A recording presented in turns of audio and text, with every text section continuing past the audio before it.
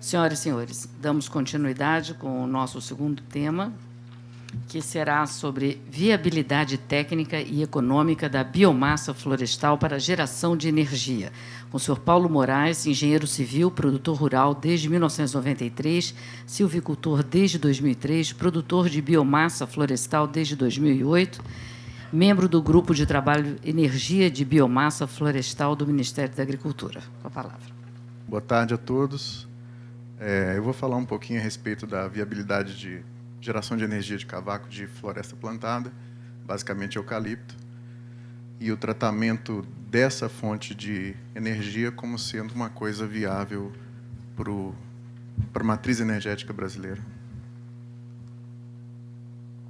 Isso aqui é um índice, uma ordem do que a gente vai falar, mas a gente vai basicamente tipificar os tipos de geração de energia que a gente tem no Brasil, não voltado ao combustível, como geralmente o pessoal faz, que eles abordam com relação a combustível fóssil, fontes renováveis.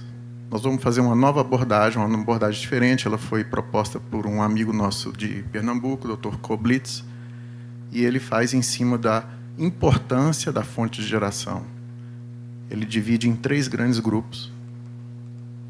O primeiro grupo são projetos de geração estruturante, é aquele que você pode confiar nele, é aquilo que o governo busca.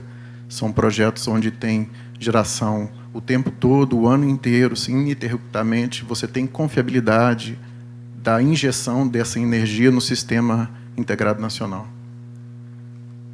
O segundo são energias complementares, que o próprio nome fala, são energias válidas, têm viabilidade econômica, mas elas não podem ser consideradas como sendo fontes geradoras estruturantes. Elas têm que ser consideradas à parte no sistema nacional.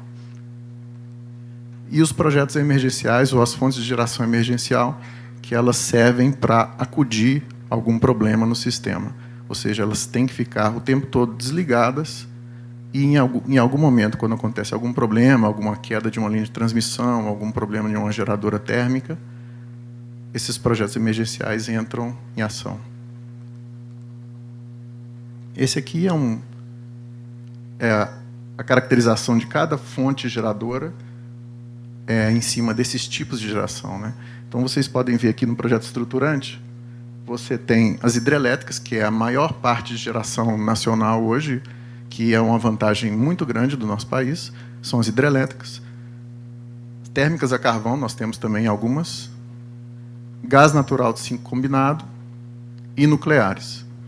Isso é o que o governo sempre buscou, e todo governo do mundo inteiro busca, ter esse tipo de geração na sua matriz energética, porque você consegue manter os seus equipamentos de transmissão e de distribuição com saúde, você consegue ter confiabilidade para o seu usuário, e não foi o que aconteceu no último governo. O governo do presidente Lula e depois da presidente Dilma. Eles inverteram a ordem desse negócio aqui, e por isso que a gente está nessa pane toda elétrica no nosso país. Eles começaram e investiram em fontes alternativas, que todo mundo faz isso, mas investiram mudando a posição dessas fontes nesses 3 grandes grupos. Em especial, eólica e solar. Eólica e solar são fontes de energia muito válidas, têm que ser implantadas em todo país que tiver condição de fazer isso, desde que ela se mantenha em um percentual saudável para o sistema energético, sistema elétrico, porque elas são intermitentes. Então, todo país do mundo considera fonte solar e eólica como sendo complementar ao sistema como um todo. No Brasil, durante vários anos, considerou-se isso como fonte estruturante. Para vocês terem ideia, hoje, no Nordeste, na região Nordeste do país, 30% da geração elétrica é eólica. E isso causa uma confusão no sistema de distribuição que muito pouca gente diz a respeito disso, né? Mais para frente a gente vai falar um pouquinho. E mais um problema do governo passado é que as fontes emergenciais, que são as térmicas caríssimas, acima de R$ 800, R$ 900 o megawatt de geração, que tem algumas no Brasil, elas passaram a ser tratadas como estruturante. Elas ficaram ligadas o tempo todo.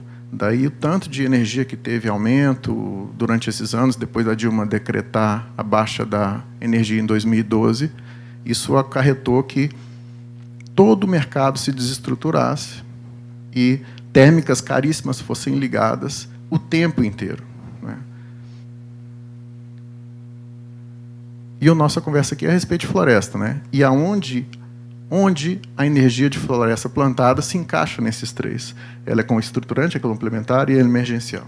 A gente vai tentar explicar para vocês que ela tem que ser encarada como uma fonte estruturante, e ela tem a mesma confiabilidade de uma térmica carvão, uma térmica gás, uma térmica nuclear. Esse aqui é uma foto de uma usina de carvão, ou de termoelétrica carvão no Ceará, era do EIC, eles venderam para a Eneva, depois a Eneva vendeu para a Energia de Portugal. É a maior fonte de energia elétrica de maior poluição que existe no planeta, é carvão. E o Brasil continua insistindo em investir em termoelétricas a carvão, por incrível que pareça. Além da poluição, além de sujar a matriz energética, existem alguns fatos importantes que a gente tem que citar.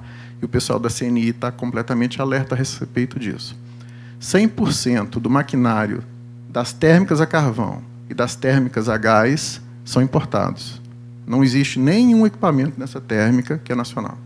É tudo importado, os Estados Unidos, Alemanha, Siemens, Westinghouse, porque as turbinas são de grande capacidade, as caldeiras são de grande capacidade, e não existe fabricante nacional para isso. Ou seja, a balança comercial afetada por uma termoelétrica dessa é pesado no final do mês.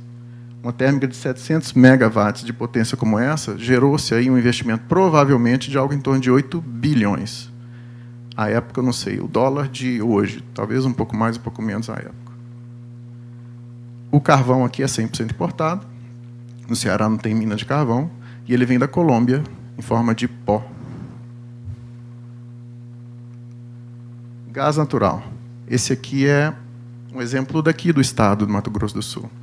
O Mato Grosso do Sul é um estado que ele é muito dependente do gás boliviano, por incrível que pareça. Eu acho que muita gente que deve saber disso, porque é uma fonte de ICMS importante para o estado. E a época da construção do gasoduto Brasil-Bolívia, ou Bolívia-Brasil, isso foi importante para o estado. Eles construíram, acho que, 2 termoelétricas a gás no estado para aproveitar o caminho do gasoduto. Só que hoje a Petrobras já produz gás natural no litoral, em alguns campos de exploração. E o gasoduto do Brasil-Bolívia ele tem ficado subutilizado. Parece, ao que parece, dessas 2 termoelétricas no estado, só uma está funcionando, a outra está parada, e o gasto de gás e o trânsito de gás nesse gasoduto desceu para, acho que a menor quantidade transitada nos últimos, desde a inauguração do gasoduto, acho que foi esse ano agora, devido a gás produzido pela Petrobras no litoral e devido também à baixa industrial em alguns locais do estado de São Paulo. Termoelétrica a gás, ela é importante porque ela substitui carvão. As térmicas a carvão podem ser 100% substituídas por térmicas a gás natural, com ganhos ambientais. Só que no Brasil não existe sentido nenhum você fazer isso, porque você está aqui no Brasil investindo em térmicas a gás, nós temos poucas a carvão, nós estamos investindo em térmicas a gás para sujar a nossa matriz. Nós temos outras alternativas limpas para serem investidas antes e esgotadas antes de você pensar em investir térmica a gás natural. A exemplo dessa aqui, ela chama Luiz Carlos Prestes, é lá em Três Lagoas, de 368 megawatts de potência. E ela tem para você fazer um equivalente entre térmicas a biomassa florestal plantada e essa aqui, se tivesse 100% dessa potência instalada em diversas térmicas de biomassa florestal dentro do estado, ela consumiria 120 mil hectares de eucalipto plantado no estado, em 7 anos de ciclo, né? Ou seja, uma térmica resolve o problema do eucalipto inteirinho do estado do Mato Grosso do Sul. Uma, só essa. O investimento desse negócio aqui, só a expansão dela, que aconteceu em 2012 ou 2014, não sei, foram 400 milhões de reais, acho que foi isso mesmo, 400 milhões de reais. Mas o investimento aqui deve ter ido na ordem de 4 bilhões, ou um pouquinho mais, né? Se fosse um investimento equivalente em térmica de biomassa florestal, seria um pouquinho mais da metade disso. Com a seguinte vantagem, né? Isso aqui é Petrobras. E aí você agrega o custo Petrobras que aconteceu nos últimos anos, nesses 4 bilhões aí, né? Hã? Dessa aqui, acho que ela tem leilão de 480 e poucos. É bom para a Petrobras, né?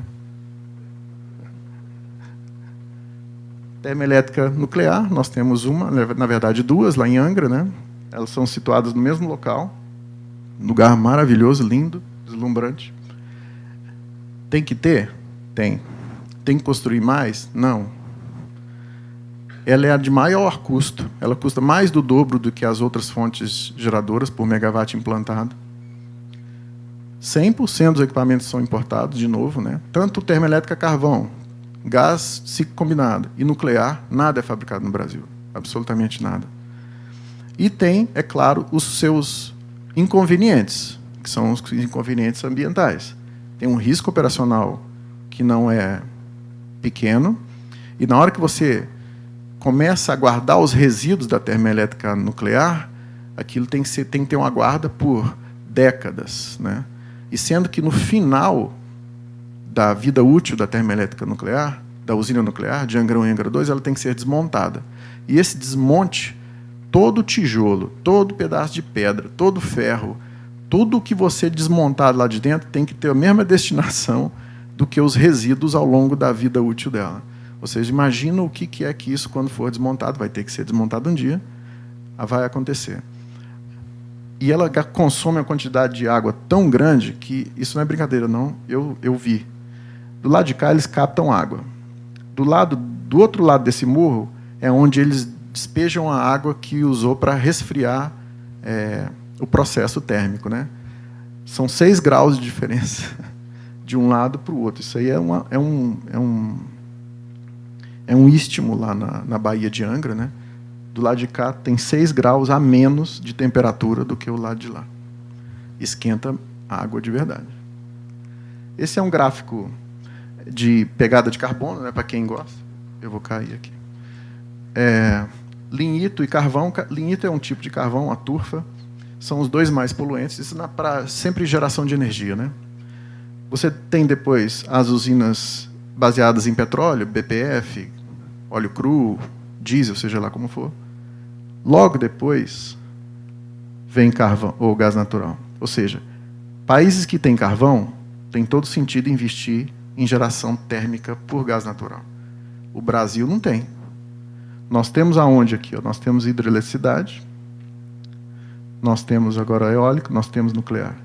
Nós não temos carvão praticamente, ele não tem significativo, não é significativo na nossa matriz. Então, antes de investir em gás natural, vamos ter que investir em gás natural, porque a demanda elétrica só cresce, todo ano cresce, Deus quiser vai continuar crescendo. Mas nós temos outras alternativas antes do gás natural. Isso aqui, para você... Como é que eles fizeram esse gráfico? Eles consideraram as emissões em todo o ciclo de vida do processo de geração térmica, desde a fabricação dos equipamentos. Por isso que ele caracteriza como fotovoltaica, como tendo um rastro maior do que de hidrelétrica, maior do que biomassa, maior do que eólica. Porque a fabricação do painel solar, que é silício de alta pureza, é um processo elétrico. E esse processo elétrico, geralmente, uma grande parte dos painéis solares fabricados no mundo são feitos na China. E a China, 80% da matriz dela é carvão. Então, quando você faz a conta do total de painel solar fabricado no mundo, aí você vê de onde é que veio essa energia, você chega à conclusão de que o solar tem um rastro de carbono maior do que hidrelétrico, do que eólico, do que biomassa. A gente imagina que é o contrário, mas não. Isso é um gráfico conhecido no mundo afora. Solar e eólica. Esse aqui era o maior parque solar do Brasil, de uma empresa de geração de energia, Tractebel, lá no sul. E esse aqui é um dos parques da CPFL, chama Bons Ventos, não sei, acho que é no Ceará. No governo passado, principalmente o eólico, foi considerado uma fonte de geração como se fosse confiável e sem interrupção de fornecimento. E isso, para qualquer pessoa que pensar em geração eólica, você entende que vai gerar quando venta.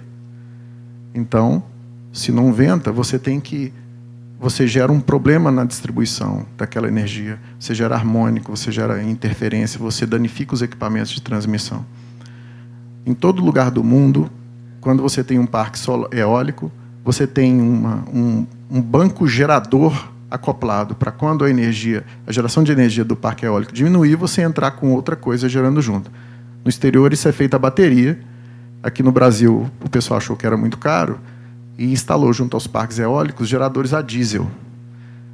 Então, quando você pensa, não, a energia eólica é limpa, ela é limpa. Mas quando falta a geração de energia eólica, você não deixa de injetar aquela energia no sistema porque você precisa daquilo lá dentro. Quando você entra no leilão de energia, seja qual for, inclusive o eólico, você garante que você vai fornecer tantos mega-hora, ou tantos quilowatts-hora, seja lá como for que você vai fazer. E quando você não gera, você tem que complementar. No caso da eólica, você complementa no exterior com bateria, e aqui a diesel. Então, quando você tem uma parcela da sua geração de fonte renovável, no caso eólica, complementada com geração a diesel, como é que você chama uma fonte dessa de energia limpa? Não tem como. Ela é suja. Aí, nós vamos entrar aqui no que o único que é realmente limpo, além de hidrelétrica. Floresta. E é realmente. Nós temos hoje maciços florestais espalhados no Brasil inteiro, prontos para exploração. Sendo que 85% deles estão no centro-sul do país, que é onde mais consome energia. Se você tem esses maciços localizados perto dos centros consumidores, você tem que construir pequenas linhas de distribuição, porque as linhas de distribuição vão ter que ser menores, porque onde vai gerar vai estar perto de onde vai consumir.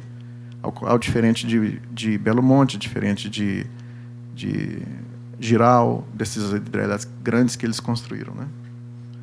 Existe grande interesse da iniciativa privada de investir nisso, só que o governo nunca permitiu, através dos seus leilões, que tivesse um preço acessível. E isso o Dr. Walter falou aqui. Os leilões, nós tivemos alguns leilões de biomassa vinculados com os de gás. Quando saiu o preço do gás, o último que eu acompanhei saiu de R$ 462, e o de biomassa saiu por R$ 182. E não existia sentido nenhum ter diferença. Então, esse convencimento que no governo passado não aconteceu, nesse governo ele começou a ter algum resultado. Eu acredito que a gente vai ter, caso não caia todo mundo daqui para terça-feira. Né? Esse é um gráfico do IBGE, onde vocês podem notar aqui onde é que está a concentração de floresta plantada no Brasil. É aqui mesmo, Minas, São Paulo, Mato Grosso do Sul, Paraná e etc. Tudo para o sul. E a gente tem também, fonte do IBGE, algo em torno de 7,5 milhões de hectares de floresta plantada no Brasil. Deixa eu só voltar aqui. 7,5 milhões só de eucalipto. Desses 7,5 milhões, como o colega mesmo colocou aqui, a gente tem um percentual dessa floresta que ela não tem viabilidade econômica. Ela não consegue ser renovada pela rentabilidade que ela hoje apresenta. Ela é negativa, a rentabilidade. Então, o pessoal vem arrancando floresta. Então, a gente apresentou isso para o pessoal do Ministério das Minas e Energia, que a gente tem disponível, no mínimo, 1.700.000 hectares de floresta, sem viabilidade econômica, mas isso deve ser acima de 2 milhões de hectares. Fazendo uma conta térmica muito conservadora, esse potencial de 1.700.000 hectares gera 24,3 gigawatt-hora ano, o que equivaleria a uma usina termoelétrica de 2,8 gigawatts de potência. Isso é tão grande que é mais ou menos 5% do consumo nacional. Mais ou menos 5%. Se você for pensar que o Brasil assinou esse negócio aqui, o Acordo de Paris, onde ele prevê a preservação e o plantio de em torno de 12 milhões de hectares de floresta para mitigar gás carbônico, sequestrar e tudo mais, o Ministério do Meio Ambiente parece que assumiu um compromisso de mais 2,5 milhões de plantio de floresta. Se a gente jogar nesse mercado ruim que a gente tem hoje, mais 2,5 milhões de hectares, não vai dar certo, né? Só que se você somar o que tem disponível hoje, disponível, eu digo, sem viabilidade econômica no processo, mais esses 2,5 milhões que o país assumiu como compromisso para plantar nos próximos, eu não sei quantos anos, 4 ou 5 anos, você chega a 10% da matriz energética brasileira. Para que você precisa investir em gás? Você não precisa investir em gás. Tudo é lobby. E a gente não tem lobby na floresta. Só por curiosidade, isso aqui é Santo Antônio, isso aqui é Girau, no mesmo rio, lá no Rio Madeira. São hidrelétricas a fio d'água. Hoje é o que o governo permite, não pode mais ter reservatório grande para mitigar, para não ter inundação, para não mudar a vida da fauna e da flora. Ou seja, as hidrelétricas de hoje, elas têm grande capacidade de geração, mas o real gerado é muito menor do que é o potencial da hidrelétrica. Essas duas hidrelétricas aqui, ó, tão faladas na mídia, são menores do que a capacidade de geração de floresta plantada que a gente tem hoje já disponível para a geração de energia elétrica. É maior do que Angra e 1 somado. E se você comparar com qualquer outra hidrelétrica no Brasil, esse potencial de geração só é menor do que Tucuruí 1 e 2, Itaipu e Belo Monte. Qualquer outra hidrelétrica que você pensar é menor. Qualquer uma. Isso aqui é um exemplo de uma termoelétrica, dados econômicos, né, para uma fonte, uma termoelétrica de geração de 10 MB de potência. Você precisa de mais ou menos 3.500 hectares de eucalipto, com um ciclo de 7 anos e 180 toneladas por hectare de produtividade, que é mais ou menos o que o colega apresentou como é o que existe aqui no Mato Grosso do Sul. Você exporta em torno de 68.500 megawatts-hora ao ano, já descontando o consumo parasita da própria fábrica, que você gera energia, mas você gasta energia para gerar um pouco, e a eficiência térmica do processo. Consumirá 90 mil toneladas de cavaco por ano para gerar esse 68.500 megawatts-hora ano. Há uma taxa de conversão de 1,2 toneladas de cavaco por megawatt-hora. Isso aqui é verdade, eu já vi, eu já acompanhei essa conversão. Há um preço CIF de cavaco no raio de 50 km de entrega, que é o que a gente acha viável para qualquer termoelétrica, de R$ 140 por tonelada. Isso remunera em R$ 55 por metro cúbico de madeira plantada em pé. Você vai ter um custo de combustível desse valor. Há um preço de energia, que é o que a gente está pleiteando o governo nos próximos leilões, ele colocar esse valor. Na verdade, é um valor maior, mas no mínimo esse ser o preço. Você tem um faturamento bruto de 26 milhões, um custo operacional anual de 2.800 e um custo de investimento para equipamento novo, chave na porta, que eles chamam de turnkey lá, prontinho, não é isso? Turnkey? Tá? De 70 milhões de reais. É claro que existem outras térmicas sendo construídas hoje, aproveitando equipamentos usados. Então, você pega esse valor e divide por 7. E essa é uma tabela que a gente tem, é uma planilha só para essa atividade, ela é bem completa, para um investimento de 70 milhões de reais, uma potência de 10 e uma energia assegurada de fornecimento de 8,6, a um custo de madeira de 140 e um preço de venda de energia de 380, 20% de capital próprio no financiamento de 70 milhões, com 20 anos de prazo e 2 de carência, a 4,5% ao ano de juros reais, é um juro bem verdadeiro. Você tem um retorno para o investidor, ou seja, quem colocou os 20%, com um payback de 4 anos. E uma taxa interna de retorno de 28,62%. É excepcional. Só que para o projeto é um pouco pior, mas continua assim muito bom. Você tem um payback de 8 anos e um TIR de 16,66%. Tudo isso são termoelétricas com horizonte de 30 anos de funcionamento. Esse é um gráfico, eu não sei nem porque eu coloquei esse negócio aí, porque é tão bonito.